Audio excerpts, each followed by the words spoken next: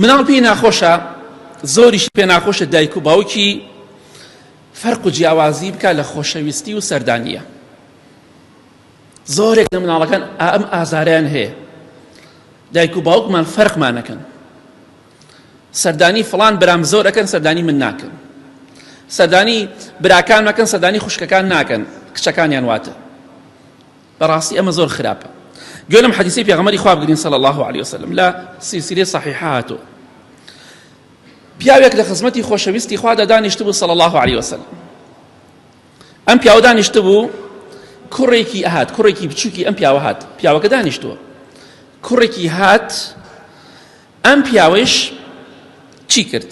فأخذه فقبله، ماچی کرد و ئەمجا ثم ئەجلسه في حجری، خستێ باوەش و سەرڕانی خۆی داینا، سەیریکە، ماچی کرد و خستێ سەرڕان و کۆشی لە باوەشی خۆیان داینا.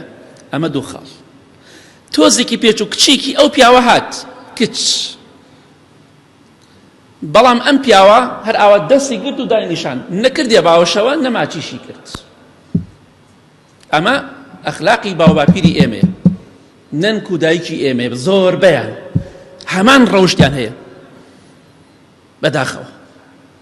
مناڵی کوڕ بە مناڵی خۆی ئەزانێ، مناڵی کچ بە مناڵی خۆی نازانێ. ئەوە مناڵی ئێمە نییە، مناڵی کچەکەمە، هی خەڵکە، بەسی کوڕەکەی ئەی خۆ بووکەکەشت مناڵی خۆ کچی تۆ نییە بووکەکەت، پەنا بەخوا، ئەی بۆچی ئەوە مناڵی تۆیە؟ زاوا بێگانەیە، بووکیش بێگانەیە، زاوا مناڵی تۆ نییە، بووکیش مناڵی تۆ نییە. ئەو فکرەی ئەو ڕەوشت و ئەخلاقی باوباپیری ئێمە هەیە، زۆربیان بەنهۆی نەزانیەوە خوالیان خۆش بێ، بە ئێمە تیامانە نەبێت، کوردوەتەنی کوڕپەرست نەبین. ئەوە تا ئەمە ماچی کوڕەکەی ئەکا ئەوی خاتە باوەشی، بەڵام کچەکەی نەماچی کرا و نەخراوە باوەشیش. خۆشەویستی خوا صلی الله عليه وسلم چی کرد؟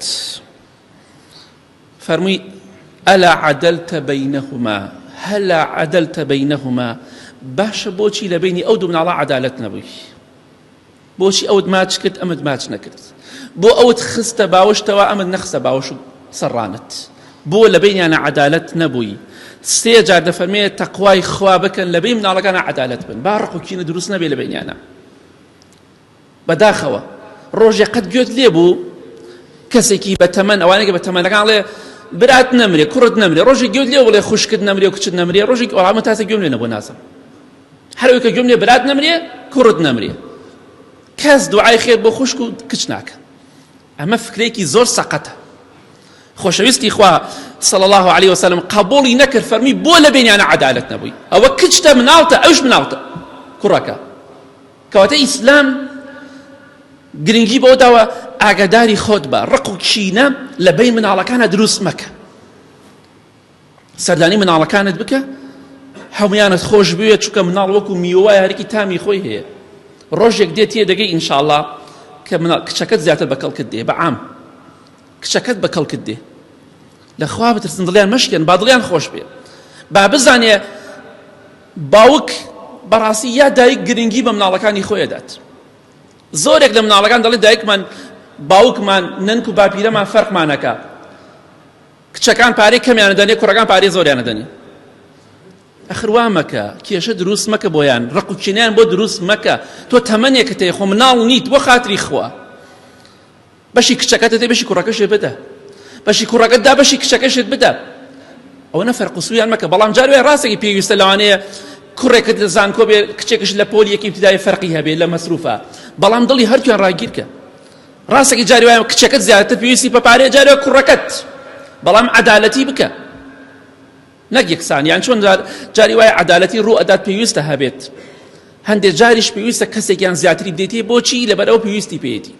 مناڵی لە زانکۆ بێ وەکو مناڵێکی ابتیدایی نییە، فەرقی هەیە، بەڵام بزانە چۆن خۆشەویستیان بۆ دەرەبڕی.